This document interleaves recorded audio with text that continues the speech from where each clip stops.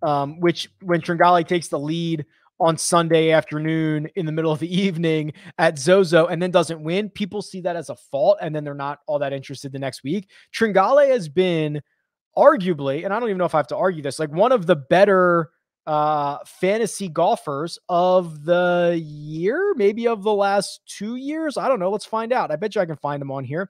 So yeah, here he is. 46 tournaments in the last 2 years. That goes back to the start of 2020. He's gaining 16 points to the field on average, which is actually, if you go even more, I bet it's even better if you go just 2020. Let's see. Yeah, 18.7. So if you go just 2021, he has gained more points to the field than anyone who has played as many tournaments as he has. Oh, sorry. Here's the screen. My bad. Here he is. So he's played 26 events in the calendar year. On average, 18 points gained to the field. Actually, sorry. Charlie Hoffman has gained 1.3 more, and they've played the same number of tournaments. But that's where you're at. Top of the stuff. Top of the list. Henley and Gay or Rogers and Hoagie? I think it's Henley and Gay. Another tough week for DFS. Love it. Great content, Rick. Thank you. These are generally questions I don't answer, Tommy. It just says he names 6 players and says, is this a solid lineup? I don't know anything about your risk tolerance. I don't know anything about the contest that you're putting it in.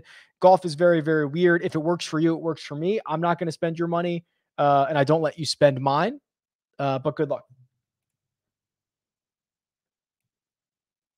When there is no strokes gained data at a tournament, do they still count in recent rounds?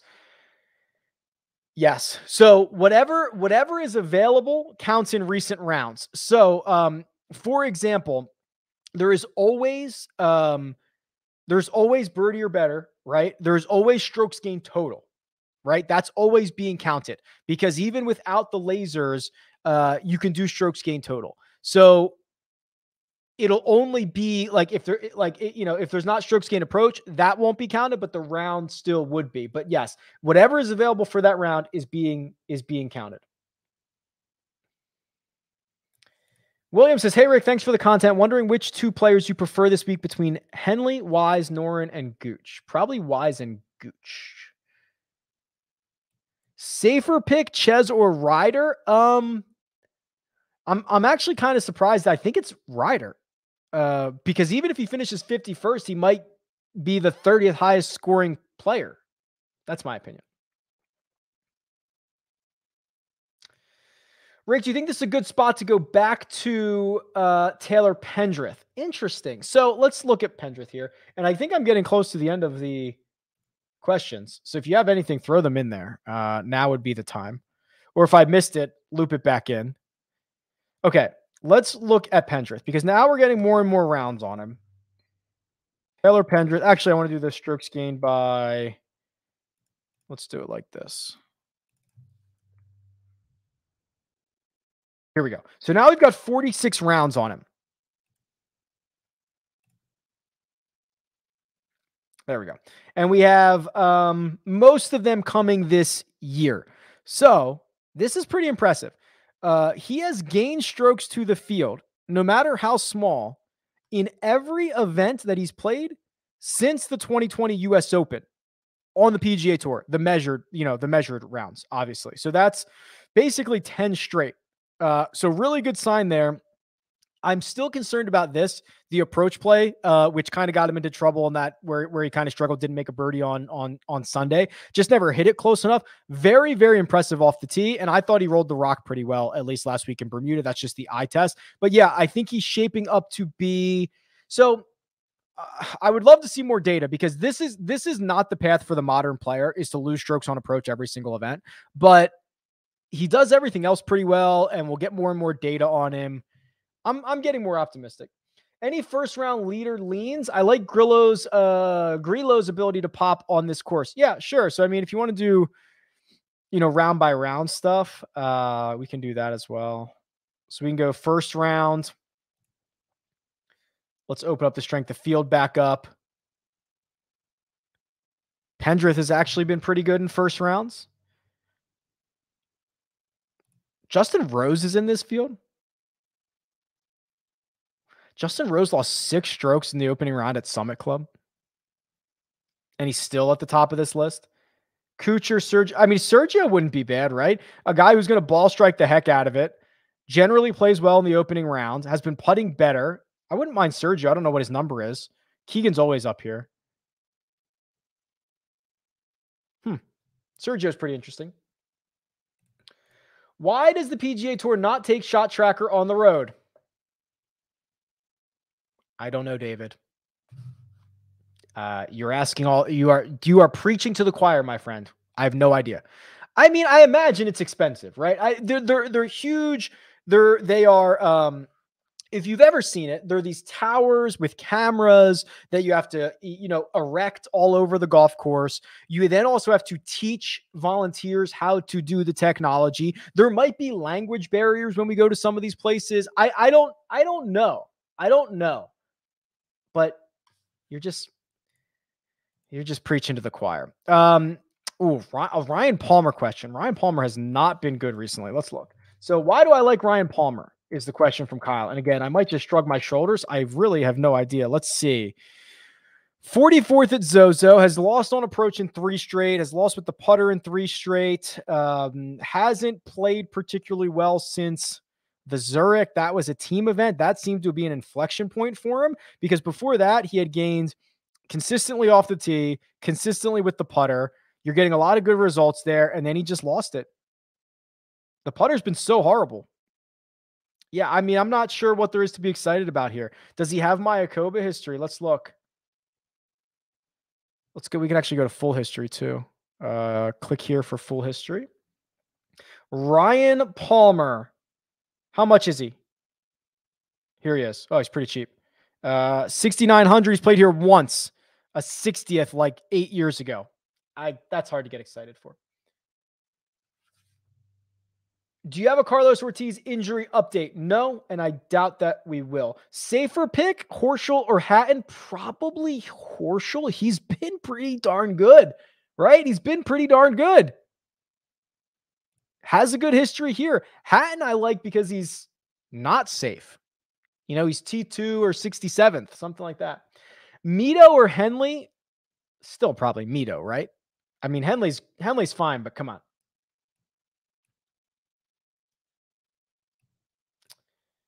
Wondering how you feel about Scheffler's accuracy, driving accuracy for this place. Well, very simple way to do this.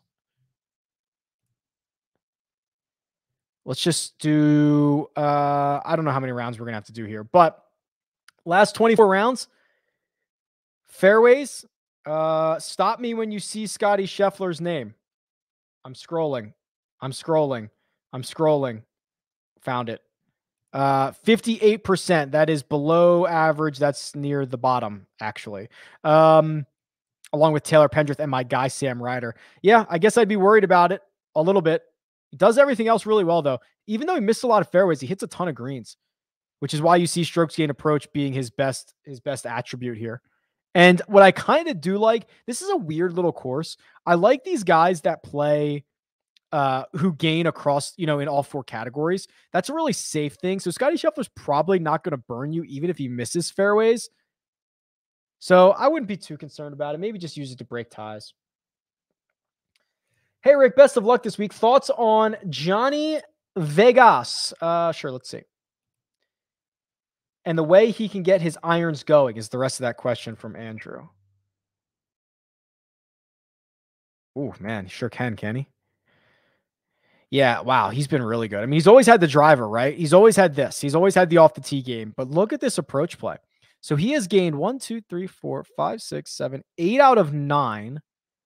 And a lot of them are multiple strokes per week. I'll tell you what, this is probably a much better stat profile than I would have expected from Johnny Vegas. I knew the off the tee stuff was going to be there. I'm surprised by the approach play. When did that start? Zurich? So that was like May? Let's do this. Since May. It's always good to cherry pick a stat. Since May 2nd of 2021. Best ball strikers in this field. Yeah. Look at this. Mito, 40 rounds. Victor, 49 rounds. Eugenio Lopez Chacara. I'm definitely sure I pronounced that right. He only has 4 rounds, but he's been good. Kyle Stanley, no surprise. And Johnny Vegas is 5th. And that's with no minimum rounds. That's really darn good. I'm surprised by that. And it's not like he's even been bad. He's a 0 around the green and a small negative with the putter. Why are we not playing Johnny Vegas, Andrew? What's happening? Why aren't we playing? Maybe we should be playing Johnny Vegas.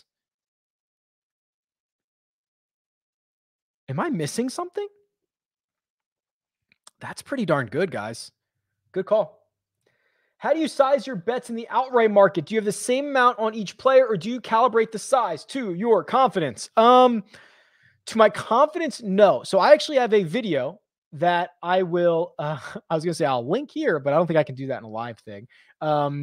If you go to my YouTube channel, there's something called like how to build a golf betting card.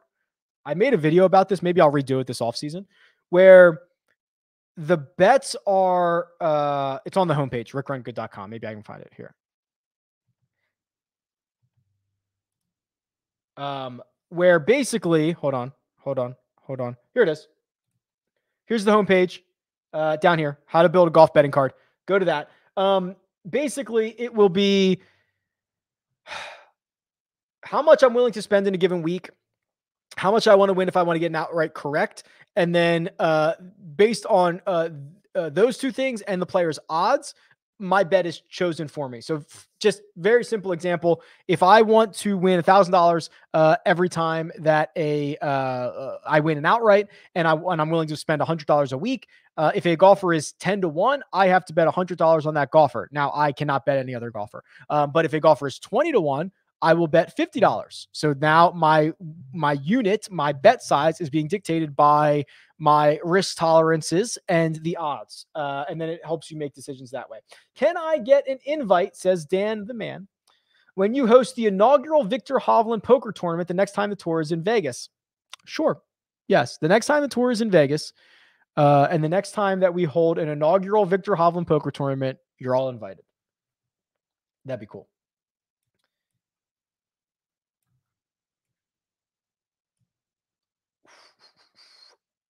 I think I missed something in the comments. Okay. Davis Riley, question mark? So I almost called you Jack Zephyrs. Zach Jeffers. Davis Riley, I believe, was 3rd in birdies last week. Not a player I'm familiar with, but with Bermuda as a comp, is he someone to ride again? Let's look at Davis Riley, because again, he's one of these guys that we are getting just kind of a growing number of rounds on here. Let me make sure I have all my filters off. I do. Okay. So Davis Riley.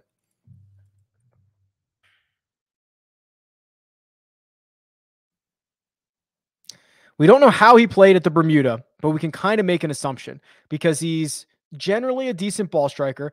Yeah, I mean, look at this. So made the cut at the Puerto Rico Open, finished T7 in Bermuda, has played 4 times already this year, cut twice, T56, T7, but the cuts and the information that we do have, it's kind of short game related. I'm not as worried about that. I don't love it. I think he's technically losing across the board in his 46 rounds, but it's close to 0. I get it. If you want to try to ride the hot hand, that's fine. I don't think I'll make a stance on him. Finally, I can't read. Filling last position on my roster, and Nate Lashley, $6,500 fits. He's showing 5th overall in putting. Let's look at the old Nate Lashley. Remember that time he just boat raced everybody and went wire to wire after getting into the event on Wednesday night? Wow. You're darn right he putts well. So that's usually a scary thing though, Matt, because look at this. So he has gained, 14 strokes total in his last 3 measured events. 14. No, more than that. 16. Basically 17. Has he ever done anything like that before? Well, considering he lost at least 2 putting every event from Wells Fargo to the 3M, probably not. gained 9 the week he won the Rocket Mortgage. That was the week I was referring to. So no, this is either an anomaly or a newfound something with Nate Lashley. If you believe it is the latter, throw him in there. We've seen him get hot. We've seen him do it. B. Henson says, is Rick the nicest guy in the golf betting community? Love your stuff and how you interact with your subscribers. Thanks for all that you do. Thanks. I don't know if I am. I highly doubt that, but thank you. I appreciate it. This is fun. So it's funny. My wife and I talk about this all the time. I don't know why we talk about this so much, but it's like, if we didn't have to work anymore, like what would we do? And she's like, oh, like I like travel and go to the beaches. And I'm like, I would just like have a golf data website. A golf data YouTube channel. Like, this is just what I want to do. So I always get stoked when you guys enjoy it as much as I do. What are your thoughts on going back to Brian Stewart this week? Really low ownership after he disappointed people. Yeah, so this isn't specific to Brian Stewart, but I think that the 3 guys that are worth giving one more crack to, and the other 2 guys played well. It's Stewart, Knox, and Gay. The idea that if we liked those guys last week on a course that should reward accuracy, why wouldn't we play them again this week? Most people are discarding Brian Gay. Most people are discarding Russell Knox, discarding Brian Stewart. This is probably the only other time you have to play him all year or should consider playing him. So I just think that we're so quick to move on. We should probably stick with those guys. What was Brooks's number leading up to Waste Management? I have that somewhere. I think I have that. Holy Grail, Fantasy. It's under odds, I believe. So let's go to Brooks.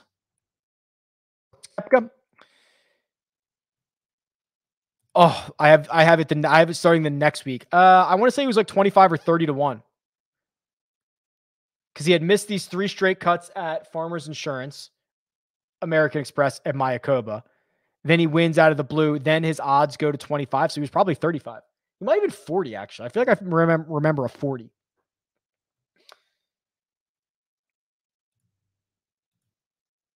Another great week of content. Thank you. Any lean on Billy Ho versus Scheffler? It's probably Billy Horschel, right? Billy Horschel's been really good, guys. Obviously golf happens in other places besides the United States, but look at here's his history. Here's his full history. 5th and 8th the last 2 years, 21st. He missed the cut in 17 and then had a 30th and a 13 in 12 and 11. So he's played here 6 times. 5 of them are top 30s. He's playing well. Sure, let's go. Who would you choose, Vegas or Neiman? Probably, listen, I get the Neiman love, but he's going to be super popular, right? Let me see. I have Neiman checking in at 19.3%. I have Johnny Vegas checking in. Wow, 16.5. I don't think he's going to be that high. I'd probably go with Vegas.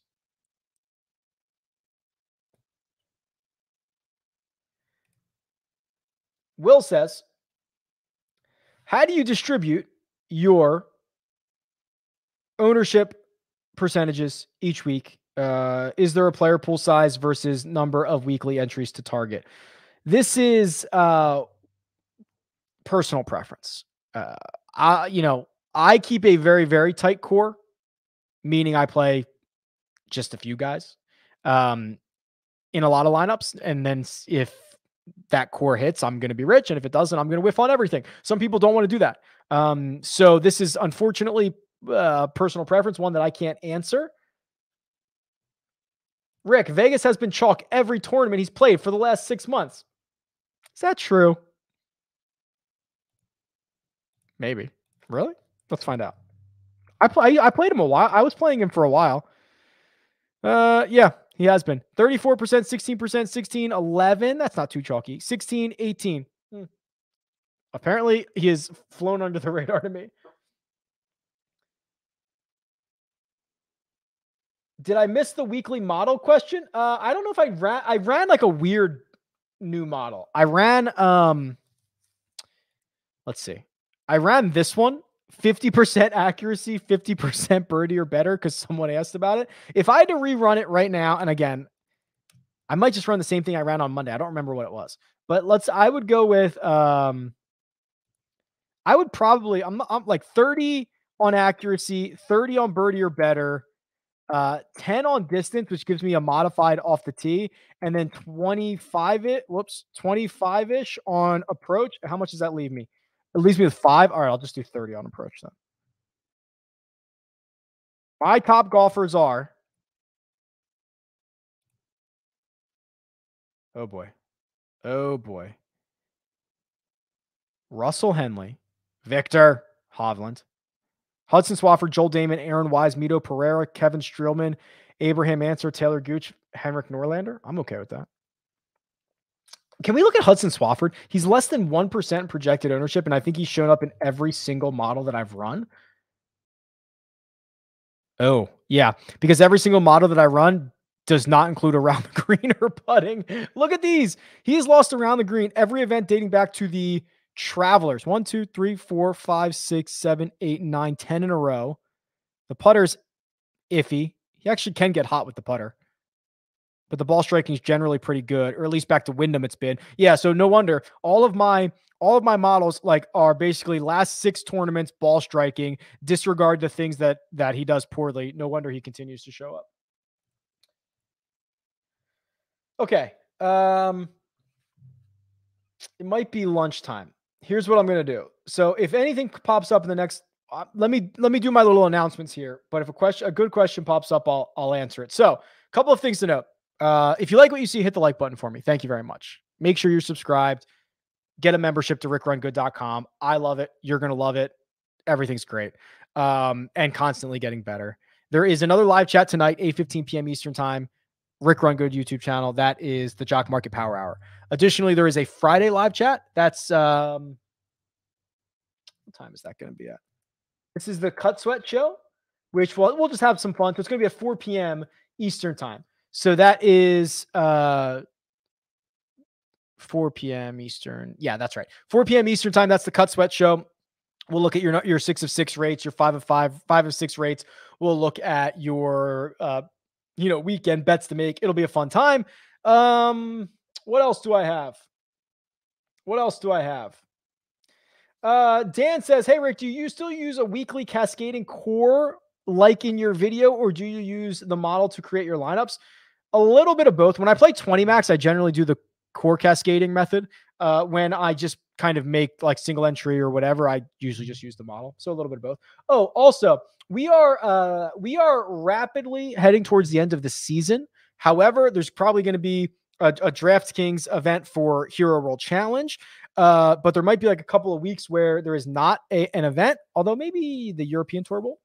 So we'll see. So what I'm doing is I'm creating some like not evergreen, but like some deeper dives into specific topics, like one and done strategy or certain specifics about betting or whatever. If there's anything you want to see, speak now or forever hold your peace. Probably don't put it in the live chat because I'm about to end this. But if you comment on the video or you tweet at me or you email me, that would probably be a good way to get in touch. Otherwise, I believe I'm going to go eat lunch now, which I'm very excited about. I'm wishing you all the best. We all know Victor Hovland's going to win this golf tournament, so make sure that you get your bets in. And otherwise, go pet a dog and talk to you later.